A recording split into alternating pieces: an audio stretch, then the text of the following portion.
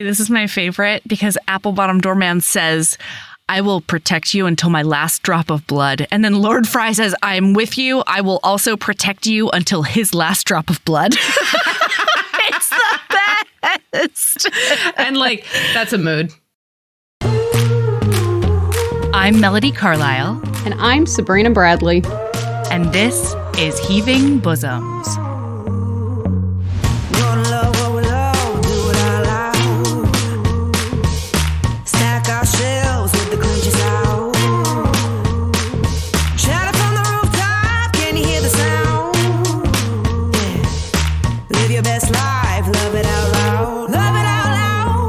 This is the podcast where best friends recap romance novels and other kissing media that makes us swoon, snark, and refills our cups. Whether you've read the book or are coming in blind, we'll lay bare every delicious scene and revel in the tropes and subgenres that make romance amazing. All right, listener, strap in and strap on. Headphones are highly recommended.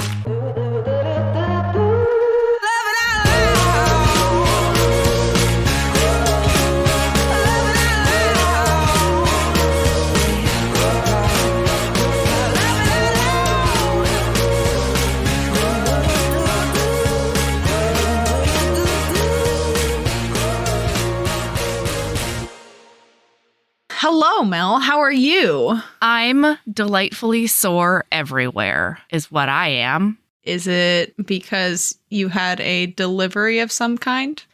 Is it because I almost single-handedly moved 5 yards of garden dirt all around my house? Okay, to be clear, you continue to refer to it as 5 yards. That doesn't mean anything. Like, is there... I know. Michael was also shocked at the amount of dirt it was, even after I had continued saying, it's going to be 5 yards. He'd be like, okay. Do you mean like square yards? Cubic yards. So it's like a 3x3 cube times 5. Well, that's what I meant. That not square. Yeah. Oh, yes. Sorry. Talking about volume. Yeah, I didn't mean to like, well, actually you. It's fine. It's fine. Fuck my math degree. It's fine.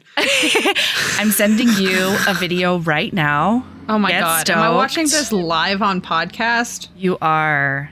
Yeah. And then I'll send you a photo in just a sec. Oh boy. All right. Oh, boydy howdy. Get ready, Sabrina. It's a metric fuck ton of dirt. That's a lot of fucking dirt, Melody. Oh my God, did they just dump that shit on your driveway? On my driveway, and get this. So I knew that I had to move it. Holy shit. Listener, this is a dump truck of dirt. Yeah. Isn't it beautiful? You could bury so many bodies. Mm-hmm. I know. Luckily, I'm just going to bury like perennials and shrubs. Wow. Also, I love that you put a tarp down that did not contain. No, it did not. It didn't contain it fully. This tarp is going to do the thing. And the tarp was like, I didn't think it would, like, really, but it's easiest to get them to, like, you know, dump it efficiently if you have, like, a space marked where you want them to leave it. Mm-hmm. And so the tarp really helps for that. Oh, God, it was incredible. It was such a good day. I had so many people. It was really funny because, like, I've told you, our road is like a walking road. You know, a lot of people in, like, you know, adjacent neighborhoods come down our road to walk. And I had so many people walking by and either gawking or I had my over-ear headphones on. And so they would like wave and then like give me like really big thumbs up and stuff. That's adorable. It was really cute. Yeah. And Michael helped anytime he was home. So he probably helped me with like, I don't know, 10 or 15 wheelbarrows. And then I did the rest, which was probably about 40 wheelbarrows minimum. And where did you even put all this dirt? In my front yard and in a bed next to my garage. Oh my God. Yeah. I'll send you more pictures. Don't worry. We're going to have to put pictures on Instagram as well. You Hell realize yeah. that, right? Oh, Okay, yeah. good. I tried to be like, I'm going to be a content creator today. I'm going to video myself shoveling a bunch of stuff and like, I'm going to video. And I didn't do any of it. It was a mad dash because we took the Prius out of the garage to make sure that like Michael could do Ember's school pickup. But I didn't take out the van because I was thinking like, yeah, I'll definitely have this all done by 4:30. And like, turns out that was a great strategy because holy fuck balls did I bust my ass until it was out of my driveway by the time I had to pick up Valor. But like, that is, you were really like, we're just gonna risk it all. Yeah, I was like, we're doing it. Okay. It's gotta happen. All right. Wow, that's a risky move. My anxiety gremlin is like, oh, interesting. Yeah, scribble, so I moved, scribble. I moved all of that dirt in about like less than 5 hours.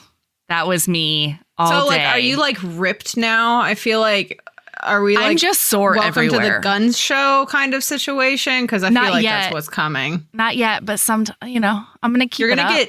You're gonna get dirt I'll report ripped. back. Hell yeah. Man, if I could get like 15 more yards delivered, I totally would.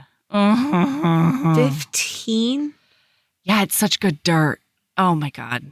It's like, you make me want to order it's dirt. such good dirt. Did I tell you that I started? I'm sure I didn't actually, because I was waiting to tell you live. I started Googling raised plant beds and how to build those. You can do it really easily and you don't have to buy like, the galvanized steel ones are really pretty, but guess what? I have a fuckload of wood in a barn. I'm not buying shit. I have a drill. I have a bunch of wood I'm not using in a barn, and I got 3 acres. Jealous. I'm so jealous. Fuck it. Oh my gosh.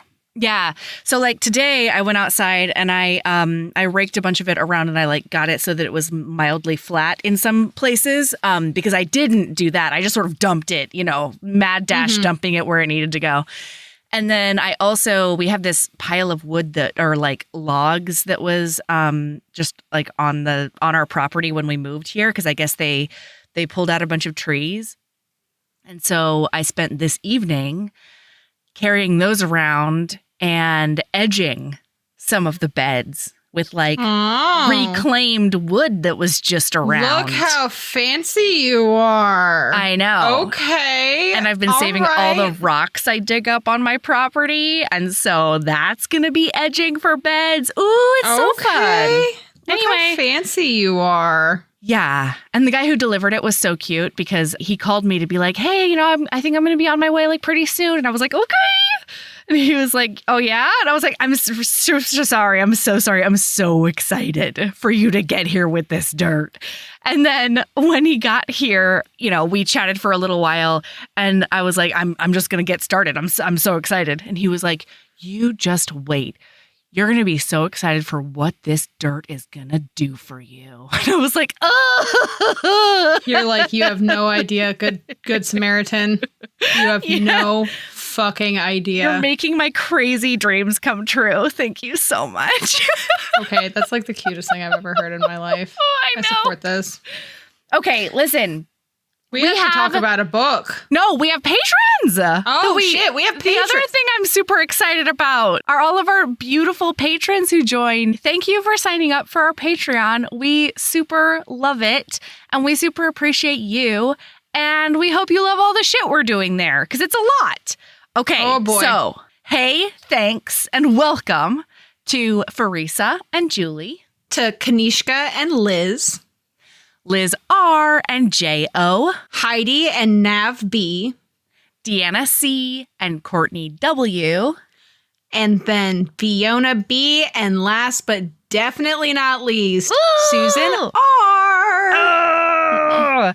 Wow, y'all. And don't forget, patrons, this Friday, Friday, we have our author hang with Victoria Avelina. We're going to be doing rom-com trivia. And hopefully this is past Sabrina, hoping that future Sabrina has finished trivia by the day.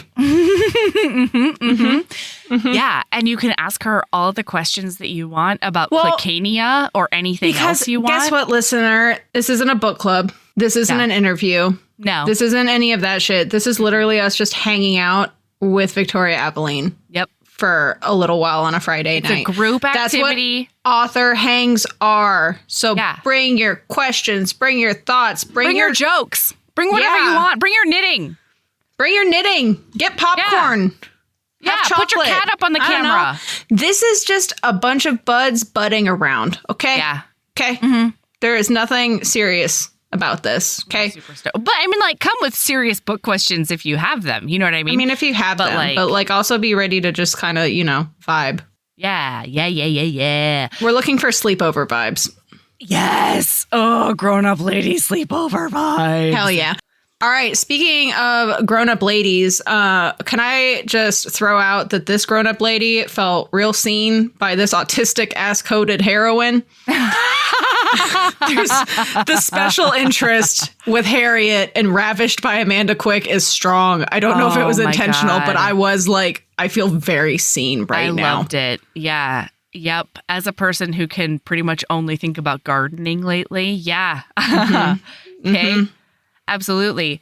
Yeah. So we meet when they meet. Like the literal first page is meet cute. Okay. Oh my God. It was a perfect meet cute. It was because he walks into Bone City.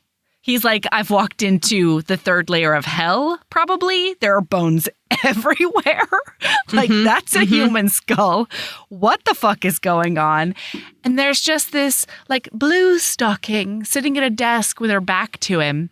With frizzy hair. Oh, her frizzy hair makes me so happy. And he's there because she has summoned him. Yeah, she straight up wrote him a letter and was like, hey, dude, bad things are happening. I need you to show up.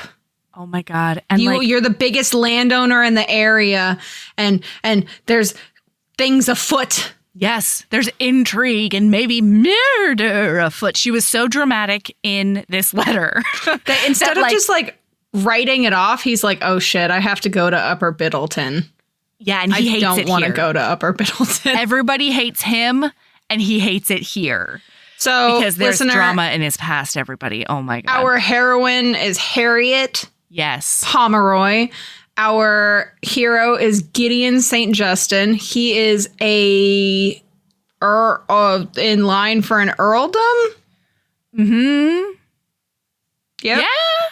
Did you know that this book is when I realized that a countess is to an earl, like a duchess is to a duke? Yeah, that always fucked me up. I had no idea. I've just it makes sense because I've never met a Count St. Justin. You know what I mean? Like, no, totally. And also, like, not other than Count Dracula. That's exactly or Count Chocula. Yeah, exactly. It's a Count vampire of some kind. Mm-hmm. No, but here's the other thing, everybody. I didn't know that a Viscount is an Earl Jr. I thought they were two totally different things.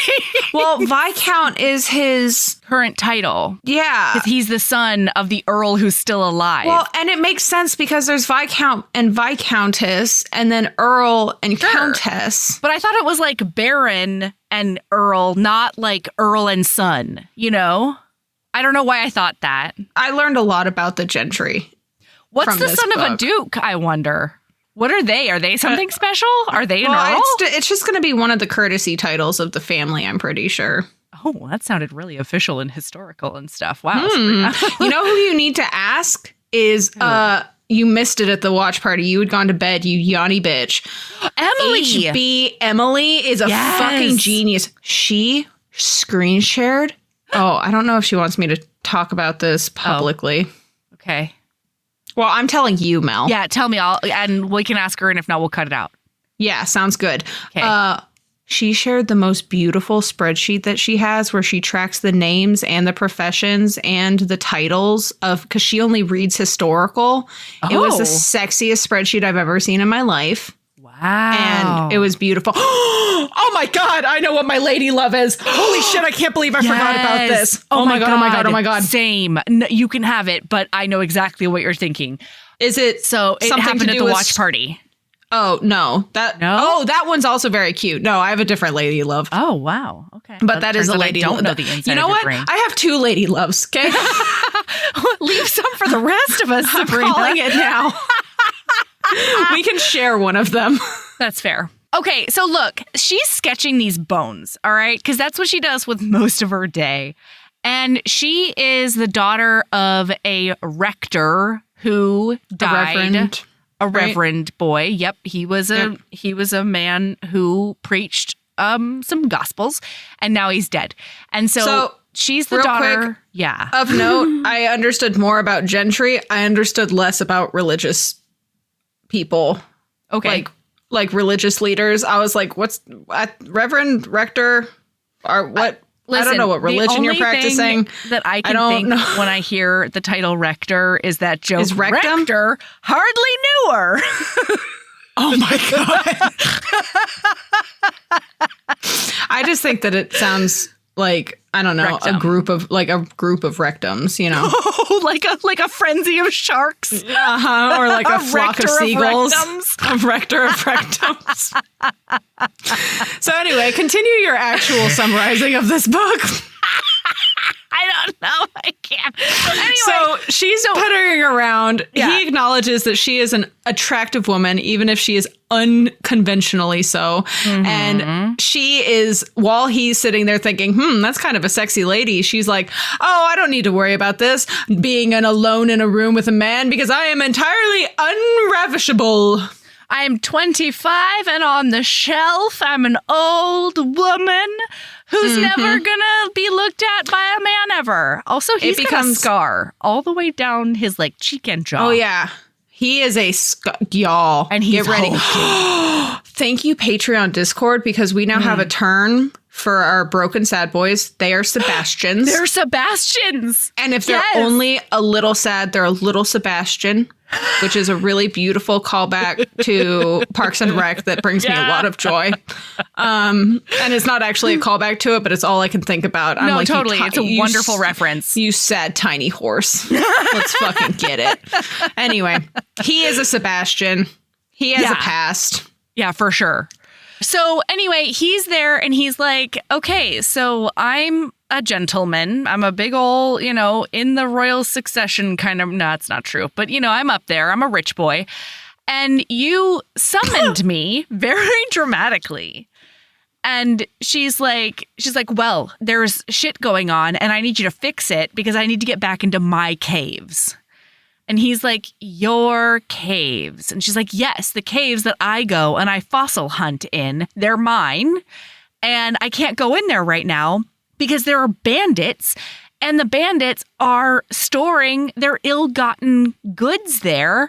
And I'm really afraid that if they find me there, they'll murder me right in the face. And he's like, your instincts are probably right.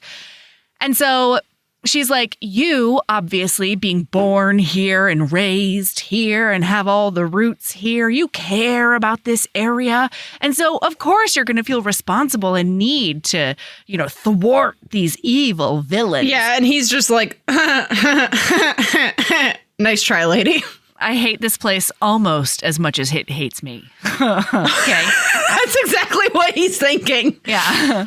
So he's like, well, why didn't you just talk to my solicitor about it? And she's like, I don't trust your solicitor. For good fucking reason, listener. Not solicitor. It's the guy who runs the place. It's a solicitor. Yeah, it's called a solicitor. No, that's a lawyer. He is called the solicitor in this book. A solicitor.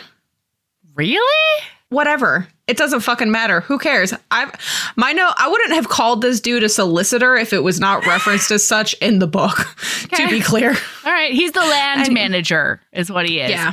And he probably is also a solicitor. I feel like a lawyer would be in charge of that kind of, you know what I mean? Like, I could see a lawyer being the land manager. Lawyers can do so many things. I know. It's kind of mind-boggling. Hey, you ever meet somebody and then you find out they're like, yeah, I do this because I'm a lawyer. And you're like, what? Yeah, that totally. Never tracked, but cool. Good for you. That's a niche-ass thing to do with lawyering. But anyway, Yeah. So we also find out that Harriet's plan is to take her sister to London for a season because her sister is a youthful, beautiful, bright, happy young lass, and she's going to basically be the fortune of the family and keep marry well. Mm-hmm. That's her job.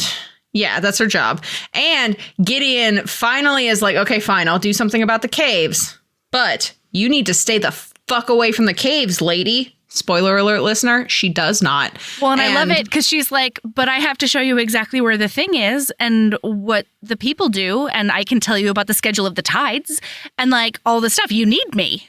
Also, I have to fossil hunt. They're my caves. I fossil there. They're do my fossil caves. Stuff. And he's like, actually, they're my caves. Well, I can just see them looking, eyeballing each other what are you talking that? So she is very excited about this and she's ready for a team up. Meanwhile, and then Mrs. Stone, the fucking housekeeper, shows up and immediately is like, it's the beast of Blackthorn Hall, and then faints. She's like, oh my God, because he's touching her. He has his finger chucked up under her chin.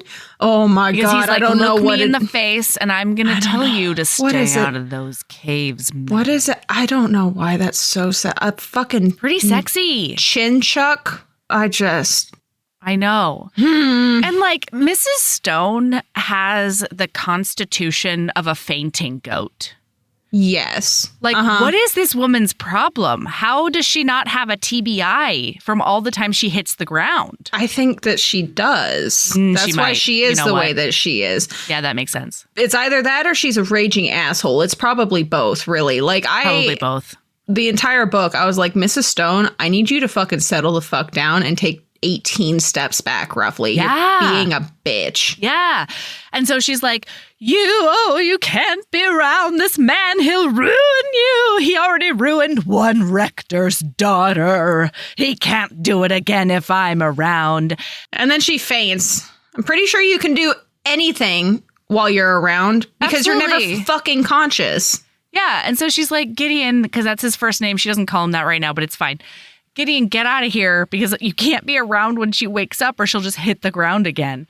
And he's like, cool. I'll get back to you when I have a plan. I'm going to call an England Times policeman about it and I'll talk to you later. Yeah, so he leaves and then we get the story. Apparently, it turns out he was affianced to the previous rector's daughter and then broke the engagement and then, trigger warning, suicide, she shot herself while pregnant.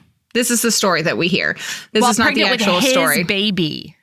Yes, because he threw her over. Yeah, he knew that and he was like, I'm not marrying you. And she was like, here I go. Goodbye. And listener, we all know. That's not what happened. That's definitely not what happened. Oh my God, Melody. I Sherlock Holmes some stuff in this book. I did not Sherlock Holmes any of the shit at the end.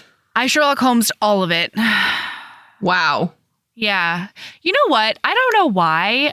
And I'm wondering if it was part of my mood or something as well. Because haven't been great. But I had a hard time connecting with this book.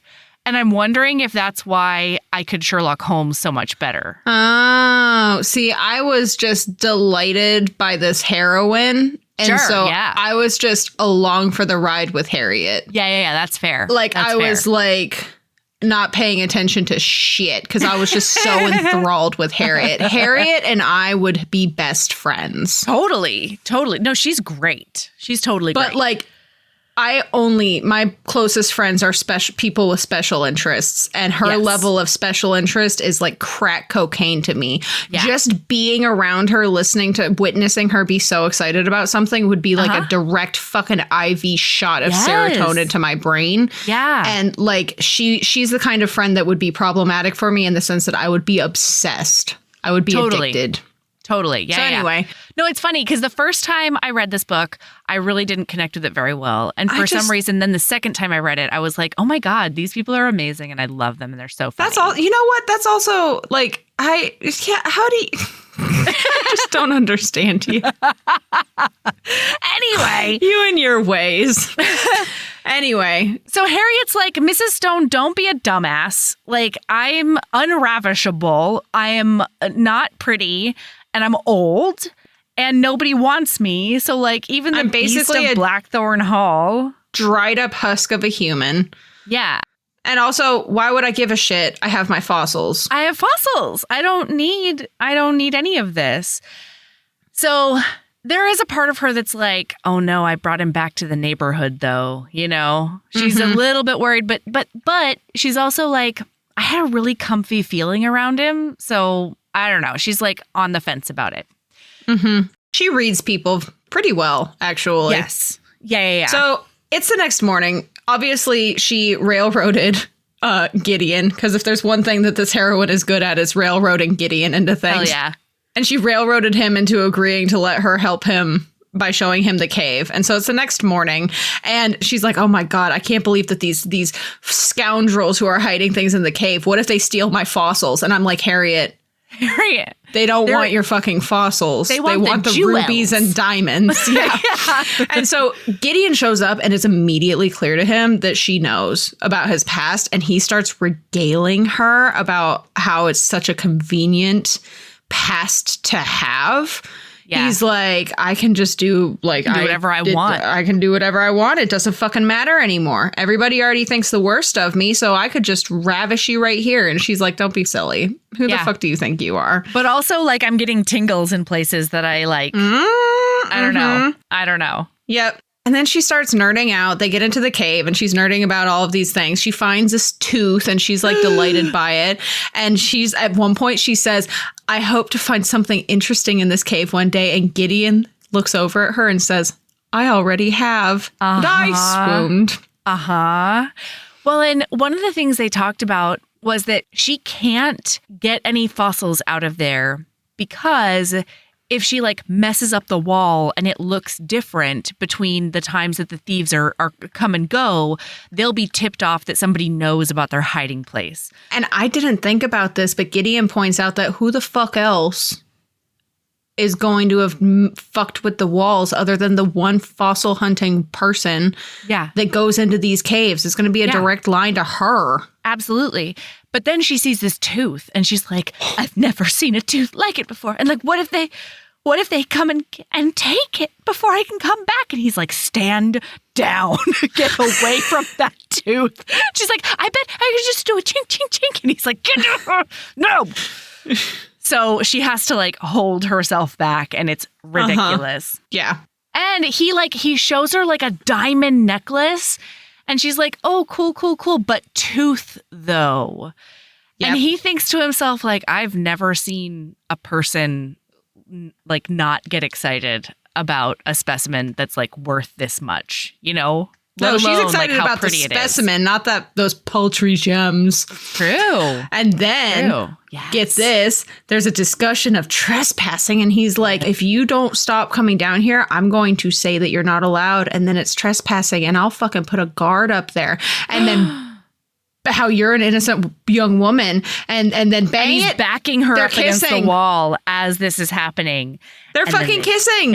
He tells her, if you had any sense, you would run from me as fast as you possibly could. And she says, I do not think I could run a single step. And he says to her, just as well. I am suddenly not in the mood to let you escape. OMG. Sir? Yeah. So they're hot and heavy making out. And then he does the thing that he always does, which is gives into his shithead instincts after the last 6 years of being punished for something he didn't do.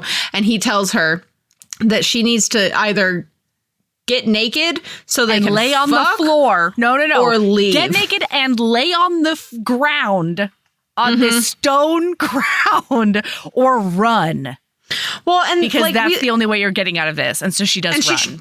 She does run. But we learned from his point of view very, very quickly right after this was him basically being honorable and making her leave. Yeah. And it was by him, like, he was like, I'm just going to be the crass, horrifying motherfucker. And she's going to go. And then I'm not going to ravish her. And then I'm Gideon, I can't with you. Yeah. And he tells her that, like, he has a plan. He talked to an England Times detective, and that guy's coming down, and they're going to set up a trap, and they've got, like, a system of things worked out. And so they're going to work together, and they're going to catch these guys the next time they go to drop off at the cave. Meanwhile, he goes back, and, hey, it's a steward. A land steward. A steward. Not a solicitor. Yeah. I swear to God. He might also be a solicitor, going. but it's not. It's a steward. Anyway, so he goes and he realizes that his land steward... My honor has been besmirched, Melody. What? She's got to get to the bottom of it. Just like Gideon, because his honor is besmirched hard. So... Solicitor shows up one time in this book, and it is not talking about him. So you're right. My honor is besmirched by my own dead setness. Continue. I'm just gonna take a seat. So he's talking with his land steward, who turns out is not a solicitor. Yep. Just you're gonna rub it in the rest of this fucking episode. It's gonna come up so often. This is gonna be the solicitor episode. Jesus Christ. I promise I won't. I promise I won't. It's gonna be a dick It's fine. move. I'll do it to myself, so it's fine. Yeah.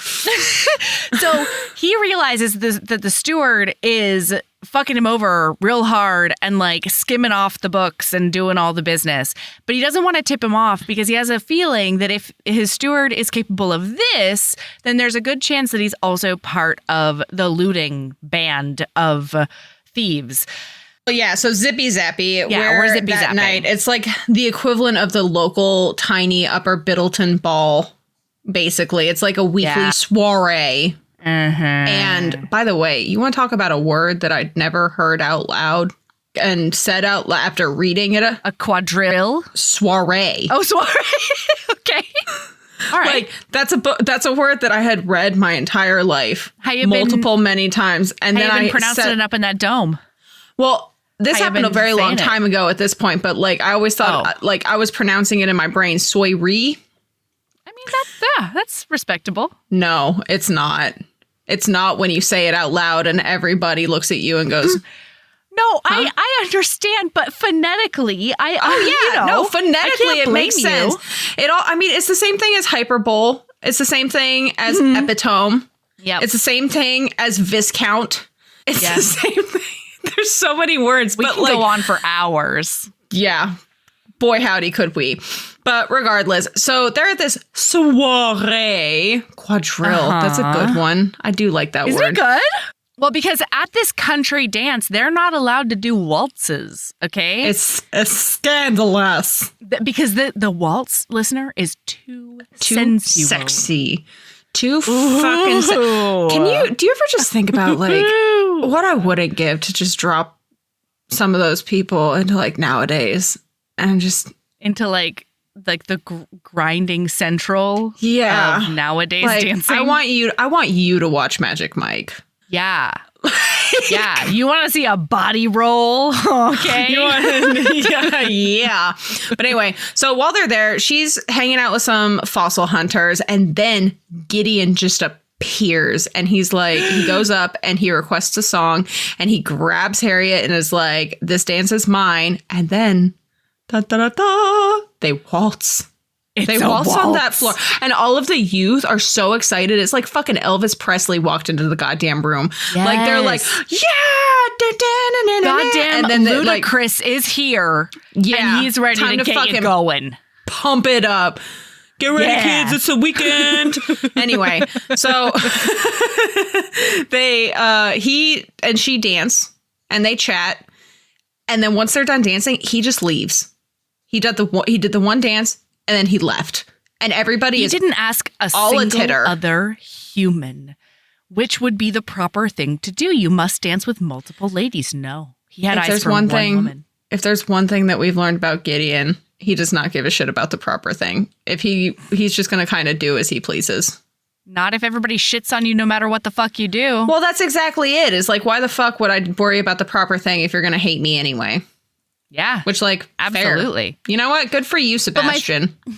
My favorite thing is that this is the first time of many that we see somebody see like his interest in her and like try to put their body in between the two and be like, oh my Miss God. Pomeroy, I'm here to protect you. And like, I will save you from the beast of Blackthorn Hall. And then she fucking comes back at them and is like, don't you fucking call him the beast of anything. How fucking dare you? Every single time she stood up, I have like a note for every single time because it brought me so much fucking joy. She has been on his side and supporting him from the very beginning. And it's the most beautiful thing because she is just, oh God, she's not going to take anybody talking bad about her, man. Because she is like, she's into this man. So, okay, one thing, he doesn't actually immediately fuck off. He is, in fact, he's like, the proper thing would be to be introduced to your family now because they're all staring at us. And she's like, but do we really have to? We could just keep dancing and talking about the caves, though. Right. But yeah, so let's zippy zap. Fucking zippy zap us, Mel. Where are we zippy zapping it's to? intrigue times.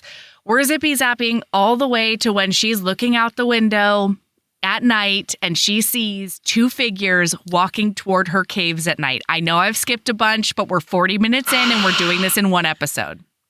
I know, but I just need to say one thing, okay?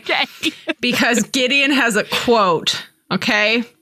Something about Harriet was definitely making him reckless. Gideon had tried to tell himself she was an annoying little blue stocking whose only passions were reserved for old bones, but he knew that was untrue. Harriet had more than enough passion to satisfy any man, even if he had not experienced it in her kiss that morning in the cave. It had been crystal clear in her eyes last night when he had taken her into his arms to dance the waltz. And he has decided that if she's so eager to burn herself, maybe he'll let her play with fire. So we're just setting the scene. Continue. Yeah. Okay, well, Harriet can't sleep. And so she looks outside and she sees two figures in the dark going into her caves. And she's like, oh, shit. And she knows about these signals that the policeman and Gideon have set up. And so then she sees two more figures come over. And then she's like, oh, my God, it's going down. It's going down right now. I've got to get like a little peek-see, just like a teensy one. It'll be fine. I'll stay far away. It's great.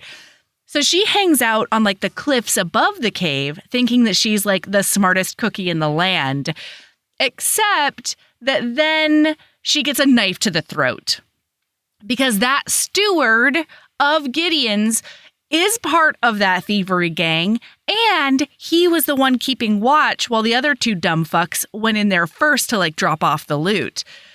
And so he's like, we're going in there after they leave, and then we're going to get the stuff, and then I'm going to wreck you. You be big trouble, whatever's. And she's like, oh, no. And she's trying to figure out, like, how to get out of this. So they get into the cave, and she's like, I'm going to have to rescue myself, which she does by yelling Gideon's name and knocking over the light. And he scrambles, and then she runs off, and he shoots the gun, and then he follows her for a minute, but then he gets scared of the caves, runs out, and then Gideon appears. But guess what? The tide is coming in, listener, and so they have to spend the night. The tide is high, and we're stuck in the cave. And there's only one cave. Yep. Time to lose my innocence and naivete. Anyway. So yep, we're gonna drop that single pretty soon. Yep, no worries. It literally writes itself. Yeah. So, oh my God, he does make the most hilarious thing. He's like, not exactly the most pleasant of inn rooms, is it? Service is poor, and I imagine the stone floor is going to become extremely uncomfortable by morning. Remind me not to leave a tip with the management. But he does take his pantaloons off, and he is wearing just his shirt. Wet. Listen, they're wet. No, he has to take his shirt off too. And so all he's wearing is his greatcoat. No, he's wearing his shirt because he has to ruck it up out of the way when he, in fact, does do everything that our little hearts desired. And they do go to Pound Town tonight, listener. Yeah, they do. Because she's the one who gets like a little naked as well. And then they snuggle up in their jackets. And then she plays with fire. He makes her a bed out of burlap sacks. He makes them a little to be clear, nest. he also makes him a bed. It is their nest. It is their fuck nest. Yeah. It's beautiful. And he's trying to be so good. And she's like, I'm so sorry to inconvenience you, my lord. And he's like, you have no idea how much we're both going to be inconvenienced. And like, I wonder if you've ever thought about fate. And she's like, not really ever at all, because I'm a woman of science. And he's like, well, you get ready. And there's like, he says something about inevitability, doesn't he? Yeah, Gideon realized now that once she had smiled at him, once she had reached for him and opened herself willingly to him, all his good intentions had gone up in smoke. Making love to Harriet had become as inevitable as the dawn. Oh my gosh. It was pretty beautiful. And like, he tries to pull back a couple of times and she's like, no, do not leave me. I want this. I want you. I want to do this. And it's fucking gorgeous. Yeah. And he's like, God, I want you. I've never wanted anything more in my life. And it was a good first time. Listener, read the book. It was great. And then guess what? We do in fact wake up in the morning and make our way back to Upper Biddleton. And she's ruined. He's like, you go home. I'm going to come ask for your hand in marriage this afternoon. And she's like, no, you're not. And he's like, yes, I am. And she's like, no, you're not. That's ridiculous. I'm on the shelf. It doesn't matter if I'm a ruined woman. He says, but guess what? It matters to me because I've already gotten a shit reputation for ruining one woman. I refuse to continue the reputation by ruining another. So we're getting married, Harriet. Well, and then he says something to the effect of, it didn't seem like such a horrifying prospect to be with me last night. Mm-hmm. And she says, I don't find you repulsive at all. Go ahead. He says, will marriage to me be so bad, Harriet? Last night you did not appear to find me repulsive. You are not in the least repulsive, my lord. She says, that is not the point. The point is that I did not wish to be married out of a sense of duty. And he says, I understand. You are a very headstrong sort of female. Into her hair. And it's just really cute. There are so many scenes where they're like hugging and he's talking into her hair. And I can picture it so perfectly with his like arms around her and his like face buried into her head with like a wry smile as he just gruffly says all of these things. Oh, God. It's so because listener, she spends at least a good 2/3 of this book thinking that he doesn't give a fuck about her one way or another. He just doesn't find her like totally intolerable and he didn't want to lose more of his honor. And it's very clear to everyone else. Else. He's totally besotted with her. It's ridiculous. So, yeah. We end up meeting his butler because she does go home and his butler, Owl, is like distinctly unimpressed with this entire situation. He is like, yes, my lord. Okay. Owl, like, he doesn't suffer fools. No, it's also Gideon chose his butler and frankly all of his staff the way he chooses his horses, by their loyalty, strength, and stamina. And we find out that Owl used to be a pugilist. That never comes back, but I just really wanted to say that word. So anyway, Gideon does tell Owl to make sure that he's dressed to the nines, and then we zippy zap to Harriet at home, and her family is like, don't be stupid, Harriet. He's not going to come. He's already thrown over one woman. Why the fuck would he give a shit about your reputation? And Mrs. Stone is like, mark my words. God. He'll never return. Mrs. Stone, I'm going to need you to put a fucking sock in it. Okay. She can't. She's never seen a sock in her life. She is insufferable. So can't do it. Clippity clop. We hear the thundering hoofbeats of Gideon, and he gets there. And before he can even get in the door, Mrs. Stone has some fucked up shit to say. She's like, I can't believe you ruined another rector's daughter. And he's like, get out of the way, Miss Stone. And Harriet's like, oh my God, he's already pissed off. I can hear his footsteps, which means he's pissed. Yeah, because it's offer of marriage time. And then she realizes afterwards, because it's very funny, they kick her out of the room while the marriage negotiations happen because it's obvious that she's not going to aid the conversation at all.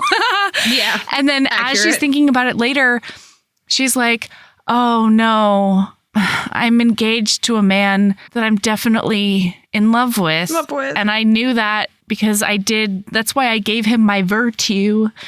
And he doesn't give a shit about me. He's just marrying me out of a sense of honor and duty. And I'm totes in love with him. Mm-hmm. Oh, well. It's real sad. But she's a practical and I'm like, first world problems, Harriet, okay? That is also like, very what true. The fuck? I'm glad she's not like angsty about it. That's really good. Yes, this is accurate. Yeah. Speaking of first world problems, I was distraught that I didn't have the right kind of chocolate ice cream in my home this week, and that I didn't realize it until it was too late to go to the store. And then I did eat that ice cream. Actually, no, it wasn't even chocolate ice cream. I had coffee ice cream, but I really wanted chocolate ice cream. And then you'll be so proud of me, Mel. I was the adultiest adult last night. I almost DoorDashed myself chicken nuggies and a Frosty from Wendy's. Okay. And I said, no, you're not going to do that. I was so proud of myself because I was that close to pulling that trigger, but I knew that I would regret it. Yeah, but instead I made hot cocoa. Fine. I guess I'll drink hot cocoa instead of a delicious oh my God, that sounds cold so chocolate good. Frosty. What, hot chocolate? Yeah. I should do that soon. Do you have hot chocolate? I do. Well, I make my own. Yeah. But I have mini marshmallows. Get ready. Whenever you inevitably come to visit me, I have 43 different kinds of loose leaf tea and like 18 hot chocolate bombs because one of my friends makes them. We're just going to go to town. Obsessed with you. There's a lady around here who makes Andy's mint hot chocolate bombs. Oh my God. They're so fucking good. But anyway, so okay, and now they're going to go to London because they've got a rich aunt who's going to finance Felicity, her little sister's season in town. And so they're like, you need to go to town too. And she's like, no, I'm going to do fossil stuff here. And they're like, no, you're going to come to town because Gideon stops by like the next day and he's like, I'm so sorry. My dad is sick. And so I must away. And I'll, be back as soon as I can. And so, of course, Mrs. Stone and everybody else is like, oh, no, he's fucking off forever. The bans have not been posted. That's the one. No notices have been posted or whatever. And so she's like, guys, he proposed to me. We're engaged. We're getting married. Unfailing, unwavering belief in Gideon throughout this entire book is one of the best things I've read. It was really beautiful. Yeah, because there's not a moment. Everybody else. Yeah, because basically what's going like unsaid here is that they're taking her to London under the guise of like buffing her up a bit so that she's better with society. Some social polish. Yeah, so that she can be a good Viscountess. But what they're actually doing is encouraging her not to talk about her engagement because now she's an heiress. She's going to get that money from her aunt. And so there might be somebody else that could offer marriage for her. And she's like, get fucked. I'm engaged to Gideon. Yeah, Gideon is already here. And it's very cute. The heck. Yeah, it's really delightful. And so she's fucking miserable until she finds her fossil club. And then things are way better. Oh my God. Her and her little special interest friends brought me so much joy because all of them are equally unhinged about fossils. Yes. Which, like, to be clear, or not to be clear, but to be fair, this is that time period. This is that time period where they really started getting what fossils are. Getting into fossils is like Stanley Cups. You know what I mean? Like Stanley Cups? Like hockey times? No, like those cups that everyone is losing their shit over right now. Like red Solo cups? No, like what's a Stanley Cup?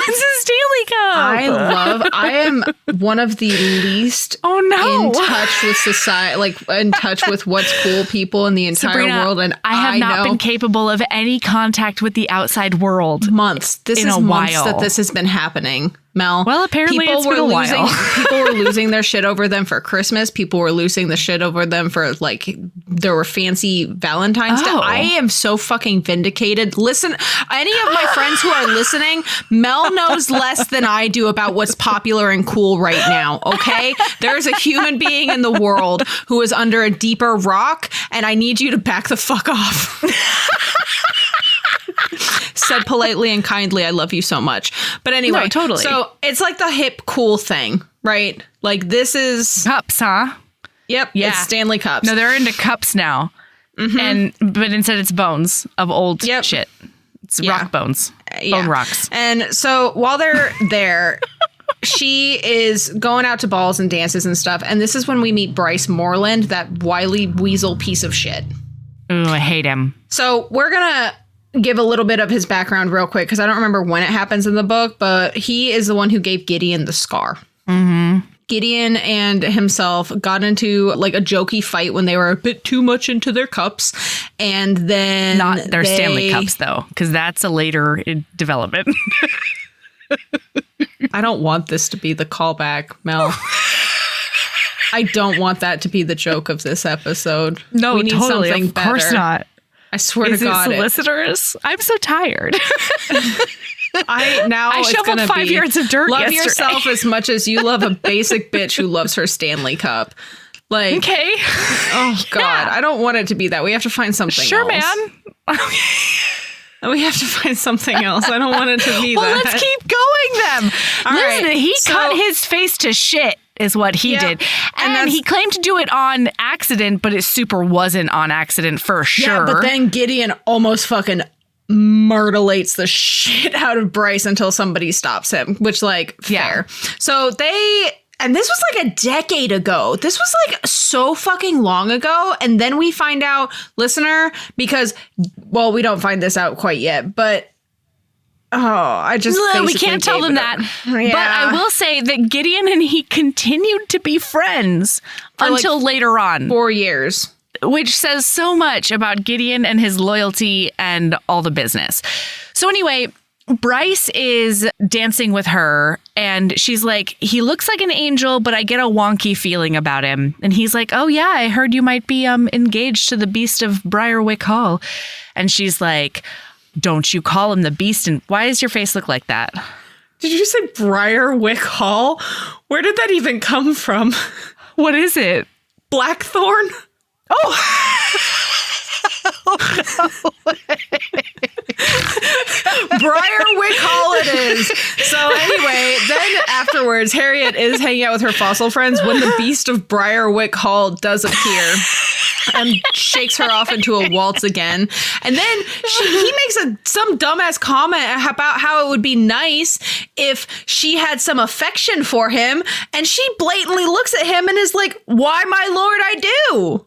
What the fuck are you talking about? And then they waltz and it's adorable. And Gideon is so happy that she's not polished. He's like, nothing has happened. Nothing has changed. No, and I like that. He was worried that they were going to succeed. That's why he came to town so fast, as he was like, I have to go make sure that they don't succeed. Yeah, because he went to visit his dad, but his dad was like, okay. I think he just wanted to like check in, but didn't know how else to say it. And so it's really sad because it's very clear that his family believe all of the terrible stories about him just as much, if not more, than perfect strangers. And they haven't gotten along since the scandal happened. So we think anyway. No, that's exactly what. No, that's true. They don't believe everything. They don't. About Deirdre, yes. Oh, there's another rumor, by the way, listener, that we find out that he killed his brother to become the Earl. Yeah, and like he didn't. No, of course he didn't. But anyway, no, you're right. Sorry, I was thinking about that. Yeah. So then he's like, hey, I heard you might have been dancing with Bryce Moreland earlier. And she was like, yeah, I was. He's like, if you would please not do that anymore, I would really appreciate it. And she's like, what? Why? And he's like, you don't really need to know. I just need you to not associate with him. He looks like an angel, but he's not. And she's like, I am not some young chit. I am not some innocent. You need to tell me why. I need to stay away from the people if you're going to give me mandates like that. And he's like, let's just say that he's not the angel he looks like. And that's all she gets for right now. Some dude walks up. Yeah. And starts giving her boorish dude. Giving them some shit. And turns out it's the rector that... Old rector. The old rector. Yeah. I want to call him he's a rectum, frankly. That's fine. Yeah. So he comes up, but she doesn't know this, and she fucking lays into him and is like, leave this man alone, basically, about Gideon. And then he walks away, and she's like, who was that gentleman? No. It's very important. Hold on just a minute. Because she says to everybody and their goldfish, why does everyone continue believing this story? It's obvious what happened. And this guy is like, oh, yeah, what? And she goes, it's really obvious that this Deirdre lady wasn't pregnant with his kid. She was pregnant with somebody else's kid. So, like, that's why he broke off the engagement. He hasn't said a word to her about this. And everybody else is like, ugh. And the other guy is like, how dare you, madam? You're just as big a fool as I thought you were. And then he flounces off. And Gideon's just standing there being like, oh my gosh. This woman is the best thing that's ever happened. I'm going to wife the shit out of this woman. I'm wifing her so hard. Yeah, turns out we're going to zippy zap along, and Harriet's family is a flutter. The whole fucking ton is a flutter over what happened the night before, and Harriet's put down. But Harriet still believes that Gideon's honor is more important to them than how he feels about her or how she feels about him. And I'm just like, you're a dang-a-lang. You're a ding-dong. This is another ding-dong book. She's really cute, though, you know? Oh, she's adorable about it. My other favorite thing, because as soon as I read that scene, the one where she was talking to Rector Sutherland or whatever his name is that I was expecting her to be like, oh, fuck, I just said that to the girl's dad. Oh, yeah, she didn't give a shit. I feel terrible about that. And she... unapologetic. No qualms. She's like, I don't give a fuck. He's being a dick. Yeah. Which, and like true sauce. Yeah. So really not a whole lot happens until the next important thing. But one thing that is important is that Felicity does make the comment that Gideon treats her like a exotic pet that needs to be shown off. And because somebody put it in her head, starts to realize that he kind of does. Like, he takes her out in like a bright yellow chariot. What are they called? I don't know. It doesn't fucking matter. Chariot. And yep. I like it. I think it might be a phaeton. That's it. Anyway, okay. So he had his bright yellow chariot pulled by these big fucking hulking brutes of horses because he gives more shit about stamina and endurance. Because he's he doesn't give a shit about superficiality. And he's lovely. He looks they're everything. Not fashionable horses. And it just works out that his wife his soon-to-be wife is just the most beautiful thing he's ever set eyes on. Gideon. Yeah. So we have a couple of conversations that are also important about like Harriet's independence. And he's like, well, you're going to have to learn a little bit. And she's like, says, who the fuck? I don't know why. I would have to do that. In what world? In what world is that important?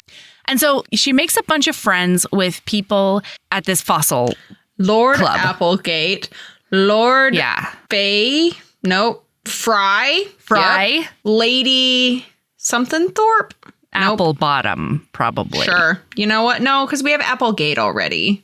That's going to get confusing. Anyway, the lady. Mrs. Whipplethorpe. That... might. I like Whipplethorpe a lot.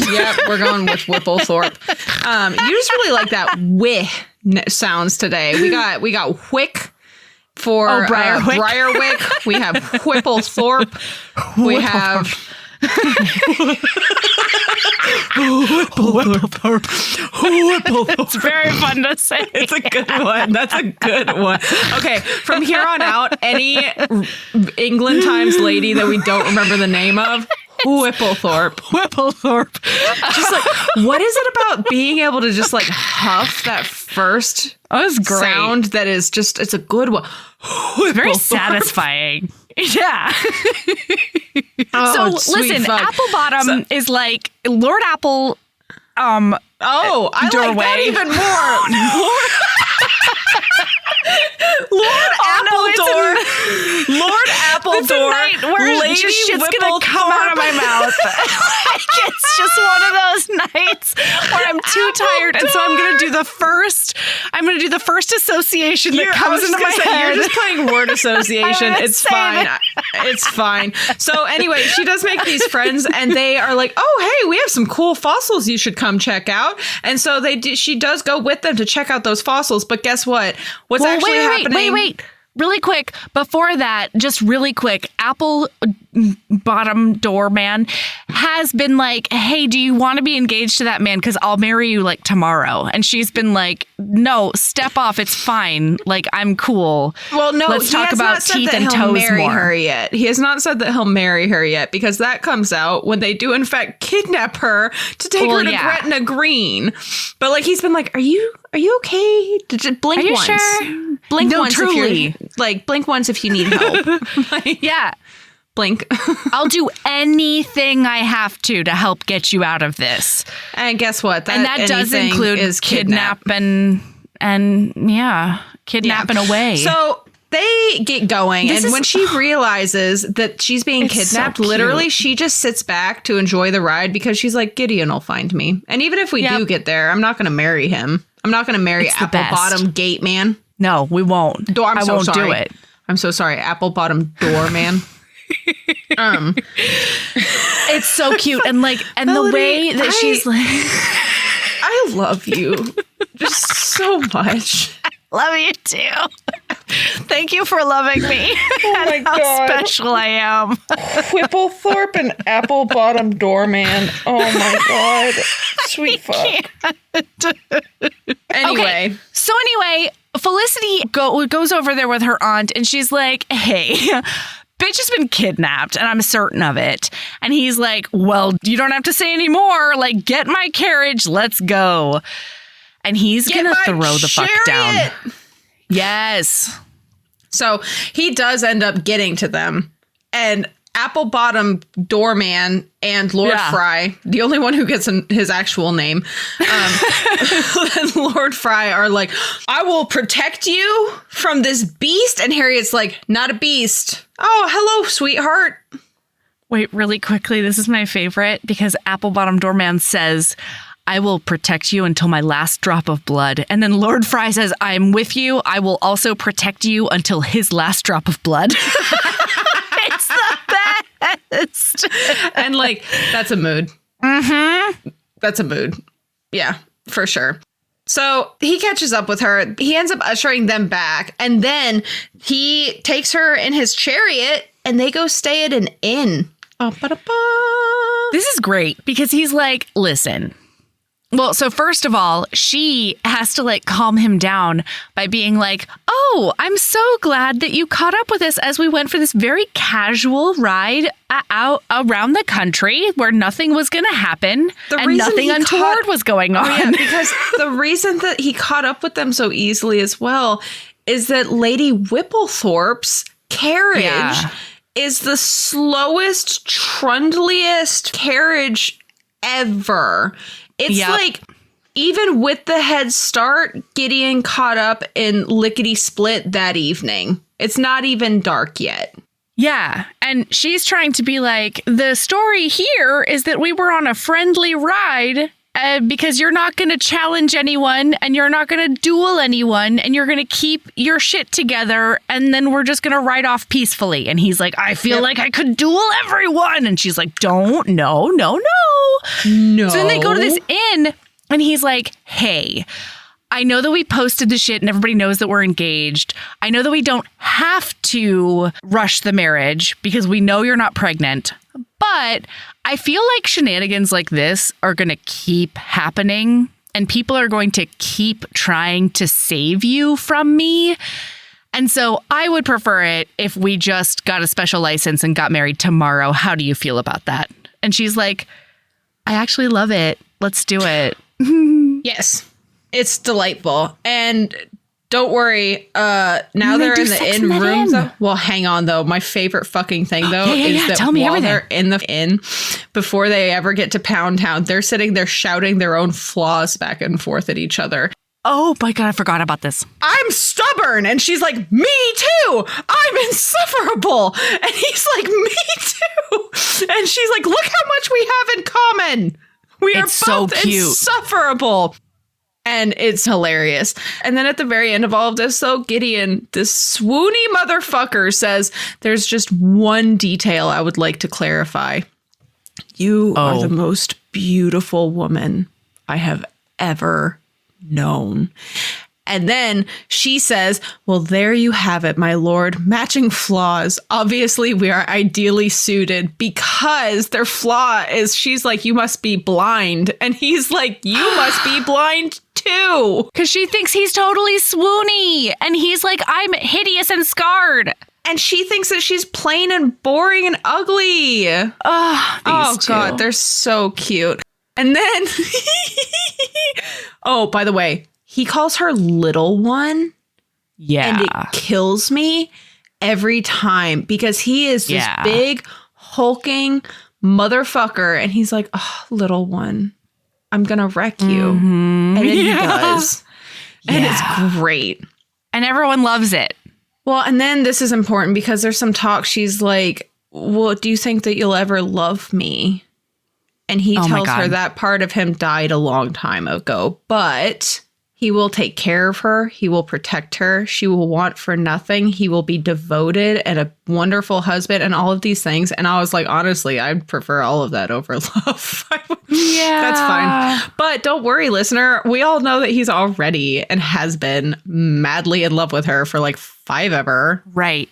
And she tells him that the only way that she will agree to definitely marry him today is if he promises that he won't duel Apple-Bottom Doorman. And he's like, that is unacceptable. And she's like, well, then so is marrying you. And he's like, God again.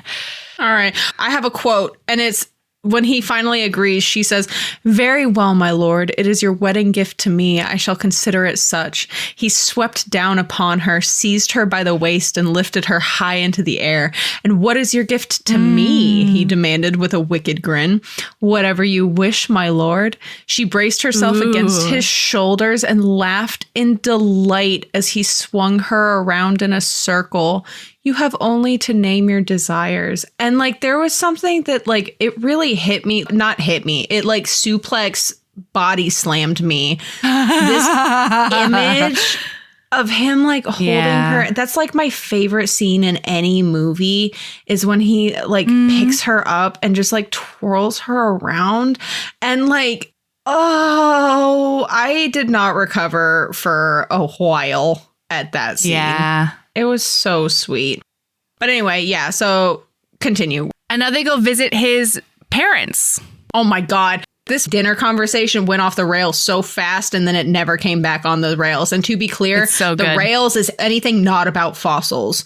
And it's so cute because he's so indulgent about it. He's like, oh, you've got her on fossils. We'll never be back. Oh, and one of my favorite things is she talked about how she went to town to get a polish. And his mother's like, did you acquire a polish? And she says, well, no, at least not a very thorough one. But I decided there was not much point in my becoming polished as St. Justin certainly is not. And his mother looks so affronted. And it was just, oh, it was so cute. And then they were bantering. And she keeps on like giving him shit. Yeah. And his family's just like watching like what the actual hell. And then, oh my God, one of the best things that ever happened is she's like, so his dad is like, you're embarrassing the shit. Apologize to your wife. Harriet grinned cheekily at Gideon. Yes, St. Justin, please do so at once. I do not believe I have ever heard you apologize. I cannot wait to hear this. And then he does apologize. And she's like, good job. I liked that. And I was just like, you two are so fucking cute and perfect. I love you. Yeah, especially because like I don't know, she's just so honest about how he is. And it's because she likes how he is, even though everything she's saying could be taken as like not an insult, but like a criticism. She does not feel that way at all. And it's gorgeous. Not a bad thing. Right. And he loves all of her little quirks. Yeah. Oh. So then he and his father talk about like the caves and the thieves and how his dad used to collect fossils there and all this stuff. And what does he say about... So Gideon, I don't have any exact quotes, but he basically is talking about how the mastermind behind the caves needs to be some sort of upper gentleman who has access to all of these homes, has access to this and that, has an eye for quality, who knows the caves, who knows where to find fossils, who would have known about all of Upper Biddleton's hiding spots. And then Gideon is like, oh, it's almost like you could be the mastermind. And his father's like, you can't prove that. And he's like, but you can't prove it otherwise either. Yeah. He's like, how could you say that to me? How could you say that I would be capable of such a horrible thing? And he's like, doesn't it feel terrible? What a bunch of shitheads. So, zippy zap, we're back in town. And it's time for a trip to the theater. They're there to see a play. And this is when Harriet learns people don't actually give a shit about the play. They are here to see and be seen and gossip.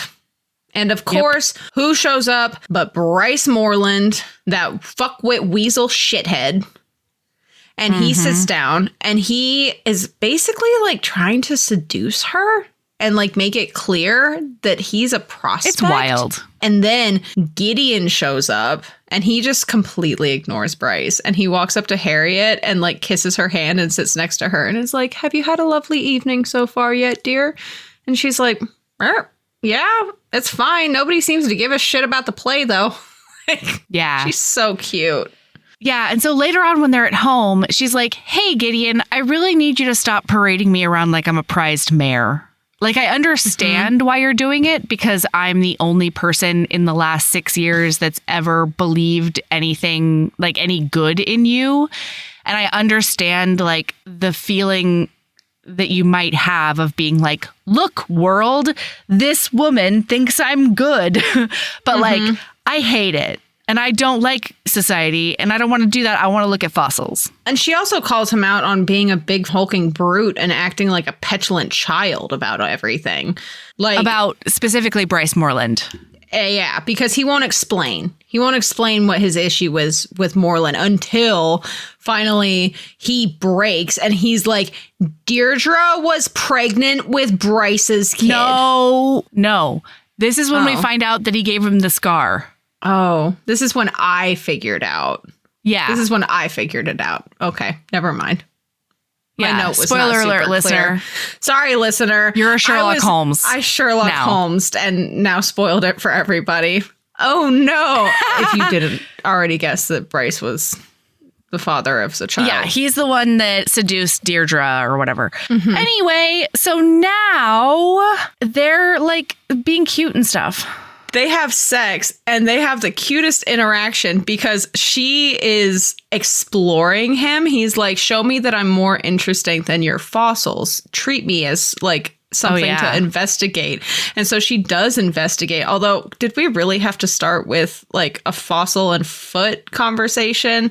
But then she does make it all the way up. And then she's like, now we come to a most interesting discovery. And he says, do not tell me you have found fossils of that particular anatomical item. And she says, no, but this is certainly as hard as any fossil I've ever dug out of stone. Ooh. And I was like, ooh, Harriet. It's so good. But yeah, then we just have a lot of like really cute interaction. But the next morning, more importantly, Gideon is at the horse market because he's looking for Moreland because he like wants to basically be like, stay the fuck away from my wife. But he gets distracted because he sees the perfect little Arabian mare. And he's immediately like, oh, he wants to get her a horsey. Harriet would like that horse. Oh, yeah. Yeah. Harriet would like that horse. And then Moreland finds him instead and comes up and starts making snide remarks. And Gideon, because he's a fucking sexy, powerful motherfucker, doesn't even look at him. He's just staring at the horses. And he's like, you should really stay the fuck away from my wife, Moreland. You should stay the fuck away. And then he does buy her that horsey. And so Moreland gets really mad and he decides that he's going to get even. And so Moreland's whole thing, basically to sum it up, we find out in his villain monologue pretty soon here, but basically he's been really jealous of Gideon his whole life, and he's been pissed off that like Gideon has more than him, even though he's like less charming and burr. And so when they were play fighting, quote unquote, he on purpose like went to cut the shit out of Gideon and maybe kill him accidentally. Oh no. And then when Gideon was like totally besotted with Deirdre did not want anything to do with him because she thought he was hideous and awful and she was being forced to marry him by her father.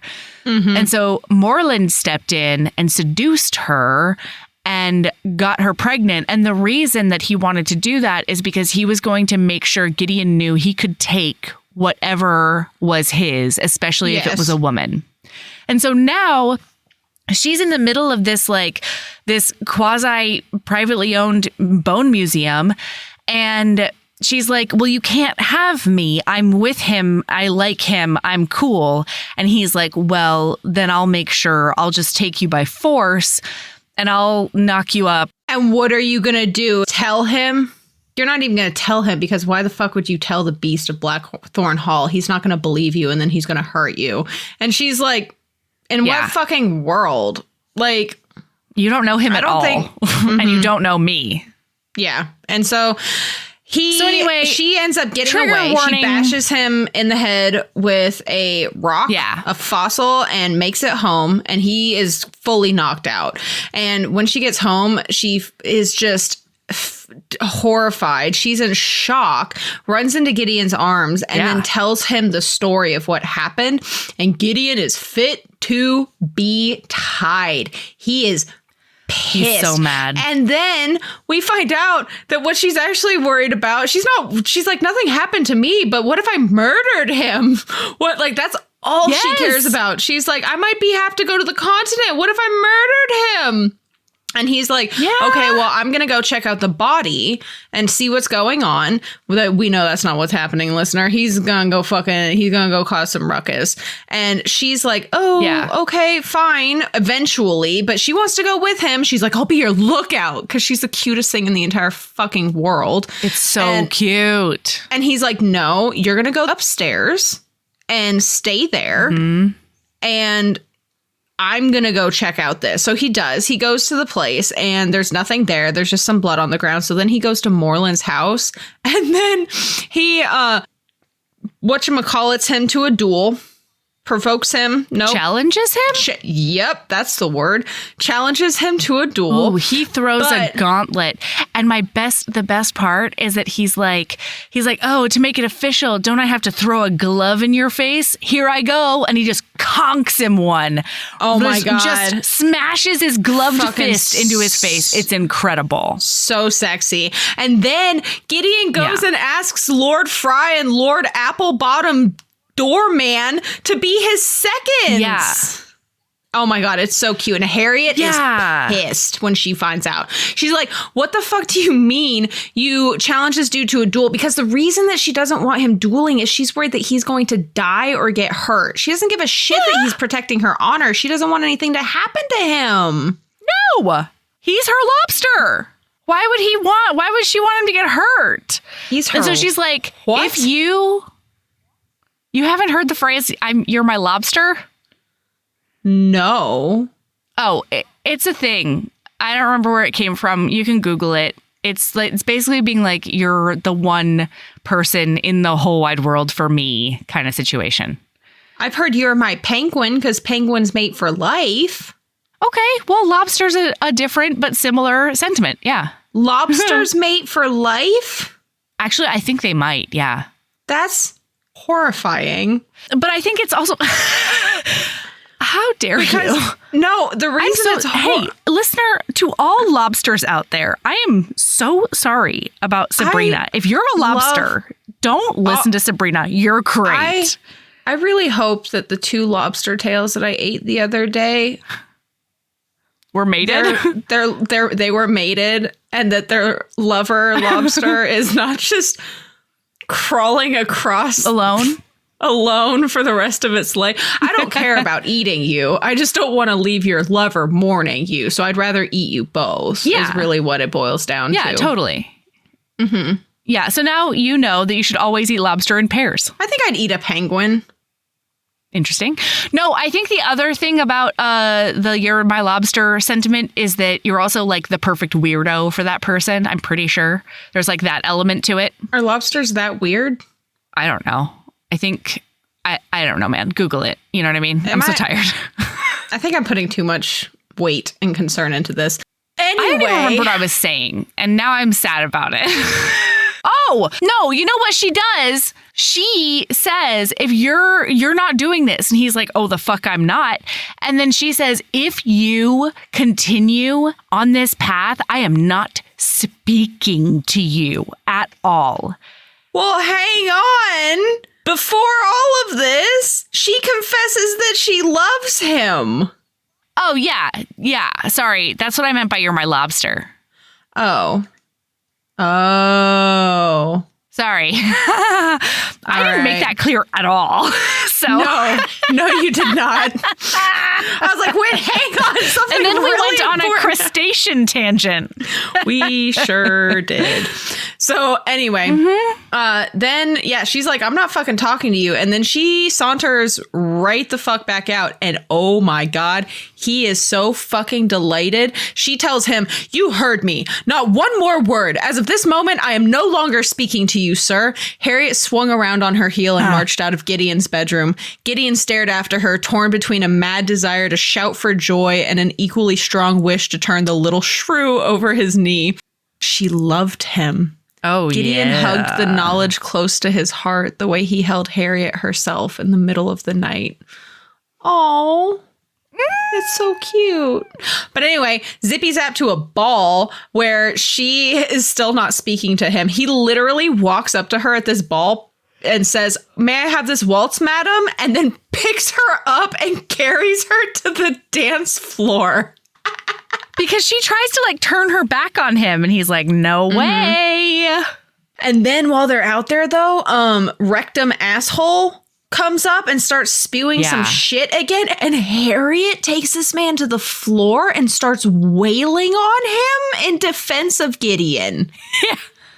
Yeah. Like, oh my God. Yeah. And Gideon does grab her up off of the floor, takes her back home, and is like, right. Did you mean what you said earlier about loving me? And she was like, yes, I did. Yes, of course.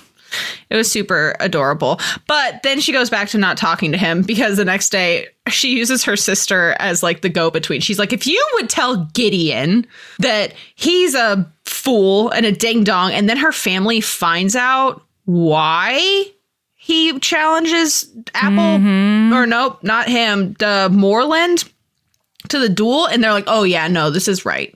He definitely should have. Yeah. This is the only course of action.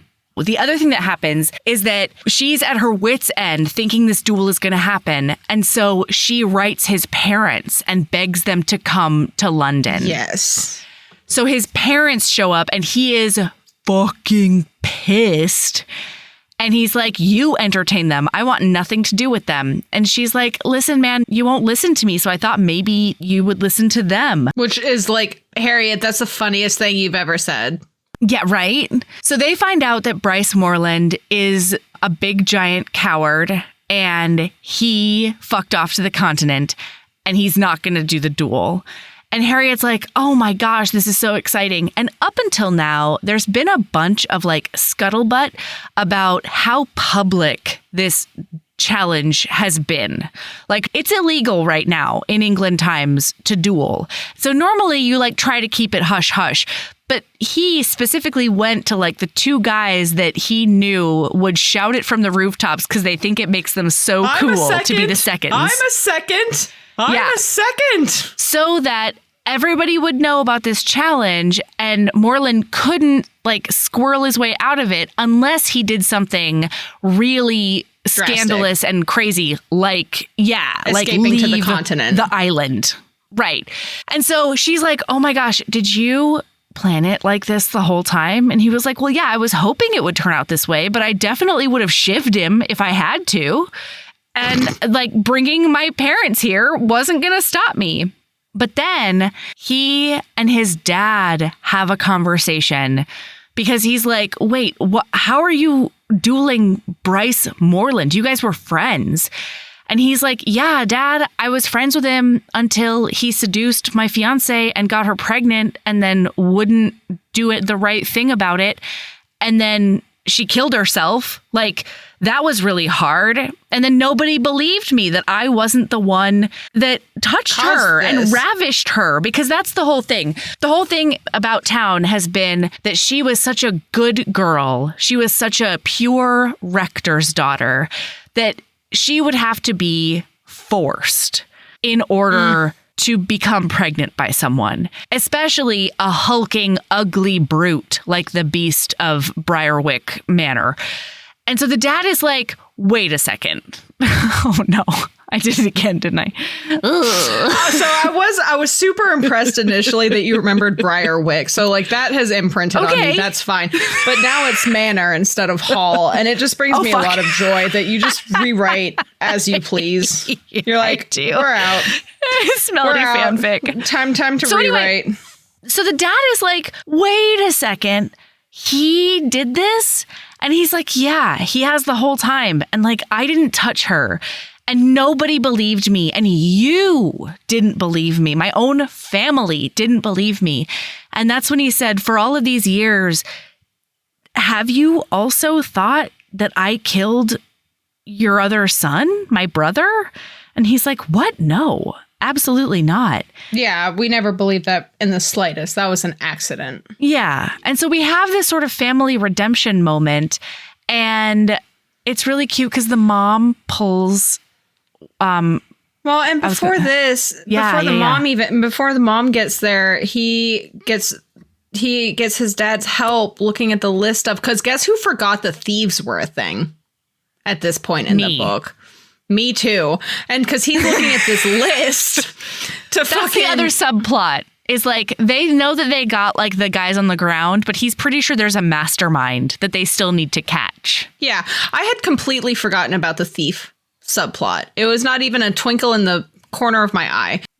So he's looking at this list of potential masterminds, and his dad comes over and starts talking about it. And so we haven't talked about this like at all this episode because it's very minor, but Gideon is very much like a lone wolf. Like, he's not going to share his plan. He's going to do all of these things on his own, blah, blah, blah. He hasn't had a confidant in more than 6 years because everyone turned their backs on him. Like, absolutely. Jesus, poor guy. But he realizes that maybe it's not so bad getting people's insight, because the dad and him are looking at it, and then his mom and Harriet walk in and they have some really good insight into this listicle of potential masterminds. And he's like, wow, I've gotten more done in this single morning than I have figured out in days on my own. And it just made me really happy, because I think that it was the show that we needed, that in the future, it's not always going to be like this with him and Harriet. Like, he'll open up to her. And it made me really glad. Yeah. So then his reputation ends up being saved. The next time they go out in public, everyone's like, oh, I can't believe that anybody ever thought that about you. Blah, blah, blah. You and fucking will you give me horse advice, please, now? Yeah. So then we have a really cute scene where Gideon's mom is like, thank you for bringing me my son back. Yeah. Because this is the son that I knew. And like, it was really touching. And then guess what? Zippy zap. It's time for Harriet's first party.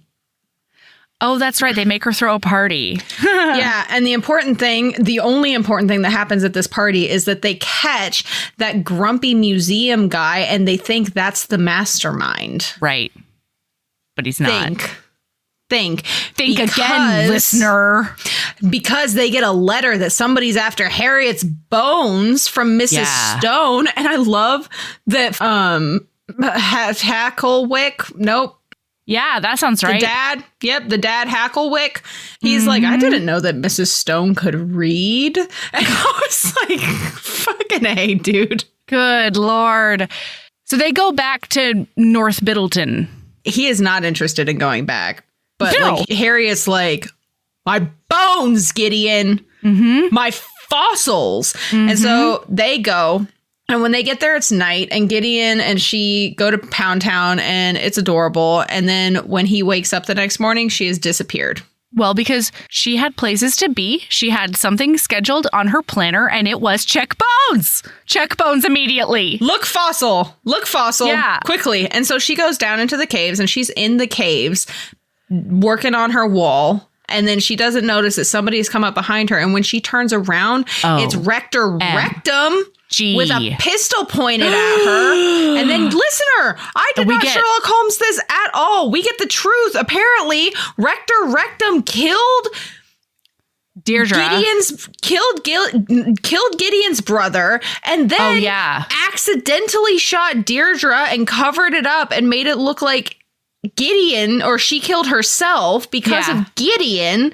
And what the fuck? I did not Sherlock Holmes it at all. Yeah. And so he's there to be like, I'm going to take you out because like you've ruined everything. He's ruined everything. You can't break up my thief ring. Like I need some way to make money now that I can't force my daughter to marry the guy that I murdered into being the Earl.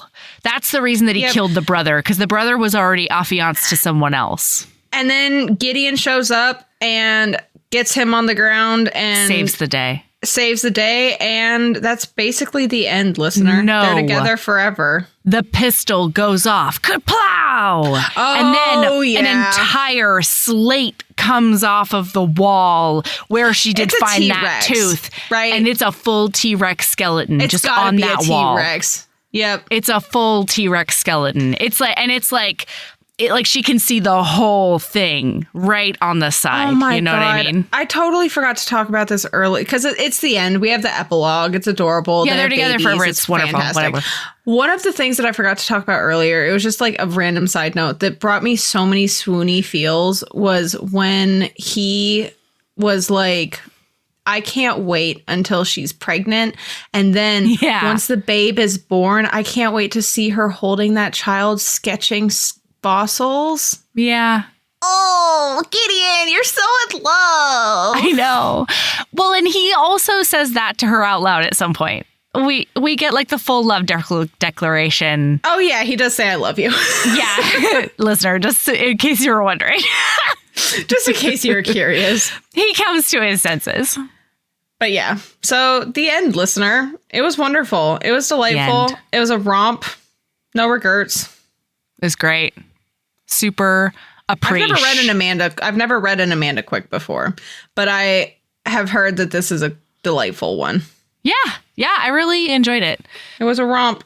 All right, Sabrina, what is one of your 8 lady loves that you're keeping all to yourself? So I feel like we should talk about our shared lady love real quick. Okay, listener, the most magical fucking thing happened at our watch party for 50 Shades Freed.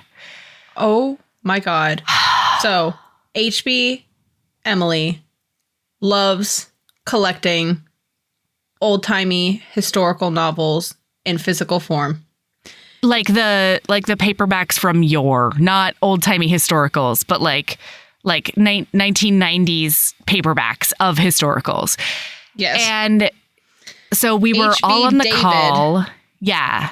And HB David was there and he was like, hey, check out the haul that I just got at the used bookstore. And apparently one of them is a book that HB Emily has been like keeping an eye on. And for like ever. And it's like she tracks it on eBay. She's only ever seen it for like way more than $50. Yeah. And she tells him that. And David, being exactly who he is and who he's always been, I love him so much. He looked at her and he said, DM me your address and I'll send it to you. And she was like, what? He's like, yeah, I got it for $2. I'll send it to you. We all cried. All of us cried. Truly. It was a fucking weepy mess. Truly. It was beautiful. And just watching HBs love HBs made me really, really emotional. And it was just really beautiful. Yeah. Yeah. I love our little community. I do too. So much. So, David, thank you for being amazing as usual. Yeah. And I hope that I think that as of us recording this, tomorrow, HB Emily should have received her book. Probably. Mm-hmm. Yeah. And another one that HB Charissa is also giving HB Emily. Another book that she's been looking for. Incredible. And they're close enough to be friends IRL. I know. God, I'm so jealous. I know. I know. So we need to have an HB meetup in Boston. I don't fucking. I absolutely count me the fuck in. Don't threaten me with a good time. Count me in. What's your other lady love? Oh my God, my time has come, Melody. Get ready. Storygraph Plus. Oh, okay. Has custom pie charts and bar graphs based on your tags. Oh, shit. You can make custom pie charts and bar graphs based on your tags. Wow. I got the email and I've been putting off signing up for the paid Storygraph Plus subscription because I was like, there's nothing in there that's quite exactly like something that is going to make me fucking fly off the handle and do the thing. And then I literally Sabrina's eyes right now. It's incredible. Are they that crazy? I love them. I opened an email. I was sitting at work. Yeah. And I just happened to get an email and I was like, no, I'd stepped outside for a moment. Okay. And to take a quick break. And I opened that email sitting in my car. And when I tell you, I screamed. No! I screamed in my car. And then I sat there. I texted everybody that I knew, except for you, because I needed to tell you about it in person. Yeah. And then I had to like do some deep breathing exercises. I have been waiting. I have been preparing for this moment.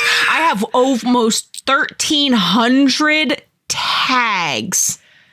So are we saying my time? Wait, so are we saying that it's going to make up a pie chart with 1,300 tags? No, or it's going to be you get to pick and choose what tags go in the thingambop. And it'll tell you how many of those tags you've read? Or like what books are in there? It gives you a pie chart of like, so for example, one of my set of tags is, MM, MF, FF, MX, FX. Yeah. It's MMF, et cetera, et cetera. And you put all of those into a pie chart and then it shows you the pie chart of all of I'll make you some pie charts. I don't understand.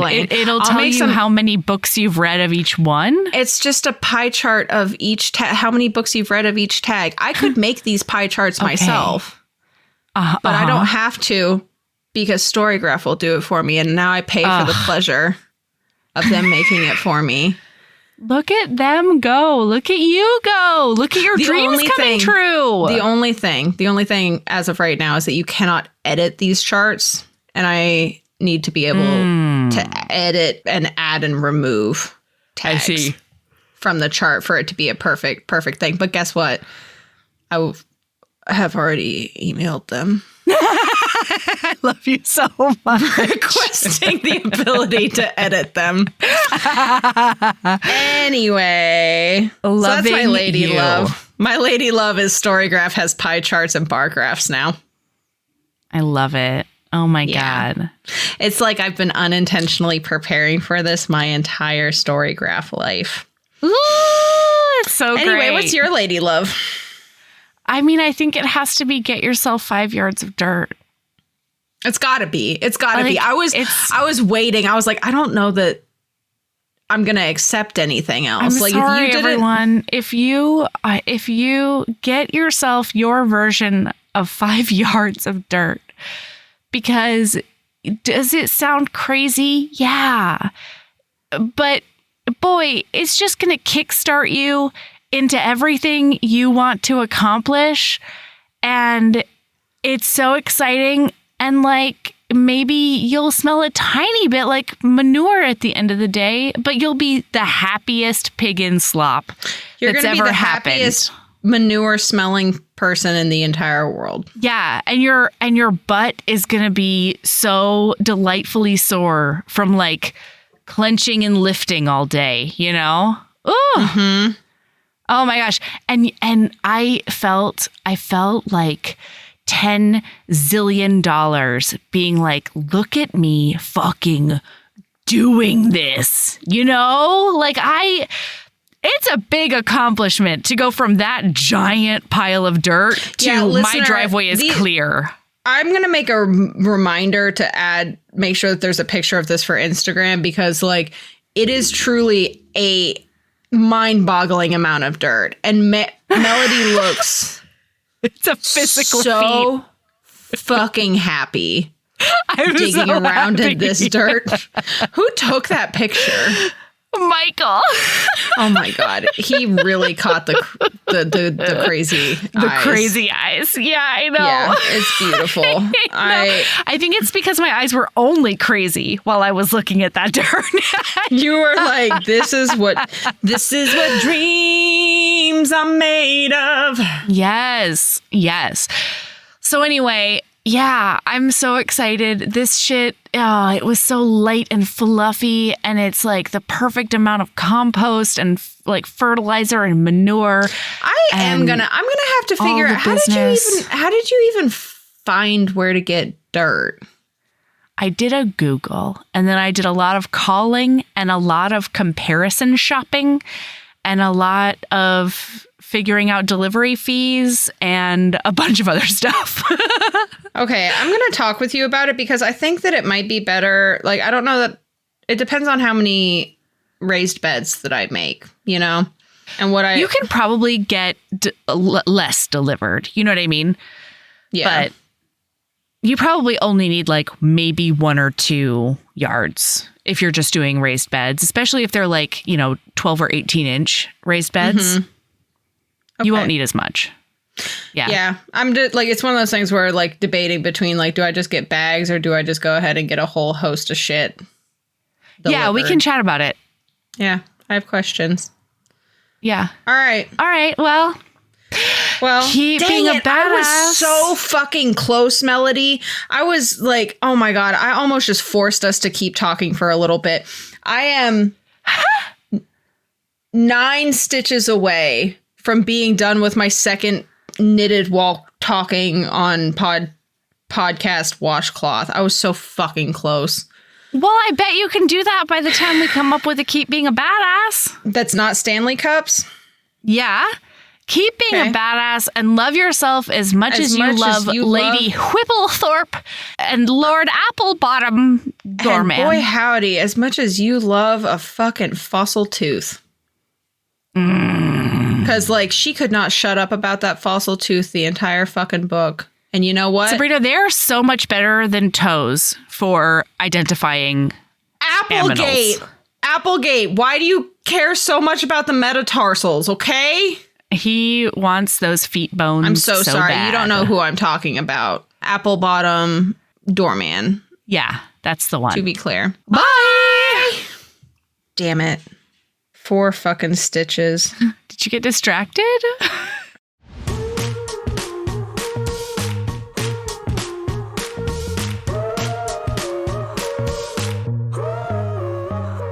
Heaving Bosoms is produced by us, Melody Carlisle and Sabrina Bradley.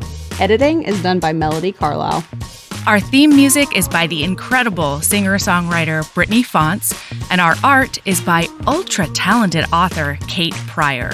If you like our show, remember to follow us on your favorite podcast app, rate us 5 stars, leave a nice review, and of course, tell all your friends about us, even if they don't read romance.